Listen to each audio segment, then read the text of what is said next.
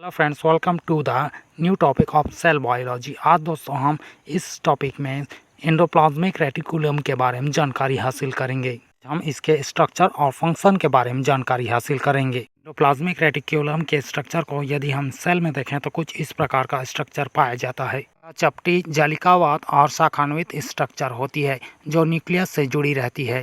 इसकी खोज 1945 में पोर्टर, क्लाउड और फ्लूलैम ने की थी। को एक विशेष तरीके से खोजा गया था। इन्होंने इसे टिश्यू कल्चर के माध्यम से इसका अध्ययन किया और इसकी खोज हुई। इसके बाद 1952 में पोर्टर और कॉलमैन ने इसका नामकरण किया और इसे एंडोप्लाज्मिक रेटिकुलम बोला। एंडोप्लाज्मिक रेटिकुलम के स्ट्रक्चर को देखें तो इस प्रकार जालिकावत संरचना पाई जाती है और इसके बीच में इस प्रकार क्रिस्टर्नल स्पेस भी पाया जाता है और इसमें छोटे छोटे राइबोसोम भी पाए जाते हैं। के कारण इसे रफ एंडोप्लाज्मिक रेटिकुलम बोला जाता है। और वहीं दूसरी तरफ देखें तो इसमें एक प्रकार के और दूसरे एंडोप्लाज्मिक रेटिकुलम पाए जाते हैं जो इस प्रकार सॉफ्ट होते हैं और इसमें किसी भी प्रकार का राइबोसोम नहीं पाया जाता। इस प्रकार एंडोप्लाज्मिक रेटिकुलम का स्ट्रक्चर न्यूक्लियस से भी जुड़ा हुआ रहता है।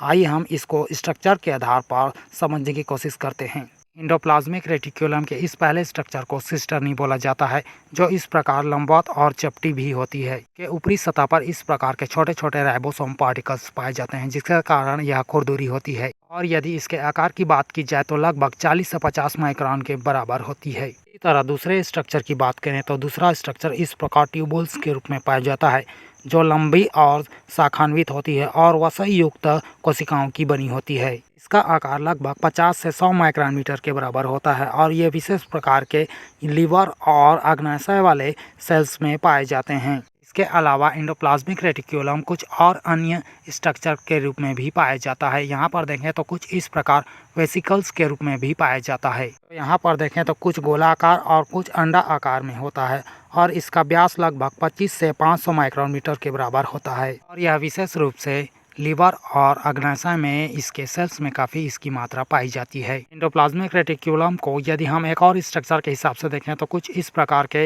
एंडोप्लाज्मिक रेटिकुलम में राइबोसोम पाए जाते हैं जिसके कारण इसे रफ एंडोप्लाज्मिक रेटिकुलम भी बोला जाता है। इस प्रकार के एंडोप्लाज्मिक रेटिकुलम उन सेल्स में पाया जाता है जहां पर प्रोटीन का संश्लेषण और एंजाइम का सिक्रेशन ज़्यादा होता है। इसी तरह सरफेस के स्ट्रक्चर के हिसाब से दूसरे एंडोप्लाज्मिक रेटिकुलम को देखें तो यहाँ पर कुछ इस प्रकार का पाया जाता है जिसमें किसी भी प्रकार के राइबोसोम पार्टिकल्स नहीं होते और इसे स्मूथ एंडोप्लाज्मिक रेटिकुलम बोला जाता है। और यह उन सेल्स में पाया जाता है जहाँ पर ग्लाइकोलिपिड्स, फास्फोलिपिड और स्टेरॉइड जैसे हार्मोन का सिक्रेशन होता है। पर एंडोप्लाज्मिक रेटिकुलम का जो झिल्लीनुमा संरचना होता है वह लगभग 50 से 60 एंगस्ट्रॉम मोटी होती है और यह फास्फोलिपिड्स और प्रोटीन की बनी होती है जो प्लाज्मा मेम्ब्रेन की समानता में बनी होती है। इसी तरह एंडोप्लाज्मिक रेटिकुलम के यदि हम फंक्शन की बात करें तो सेल्स में इसका फंक्शन यह होता है कि यह ग्लाइकोजन का उपापचय कार्य करती है या मेटाबॉलिज्म का कार्य पूरा करती है। इसके अलावा एंडोप्लाज्मिक रेटिकुलम एक और भी कार्य करती है।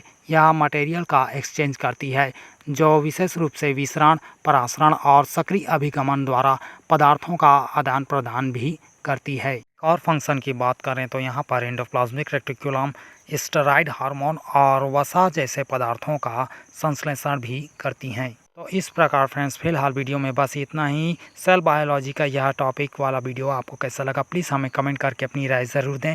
यदि वीडियो अच्छा लगा हो तो वीडियो को लाइक एंड शेयर करना ना भूलें और चैनल पर पहली बार आए हो तो सब्सक्राइब जरूर कर लीजिए। थैंक यू दोस्तों।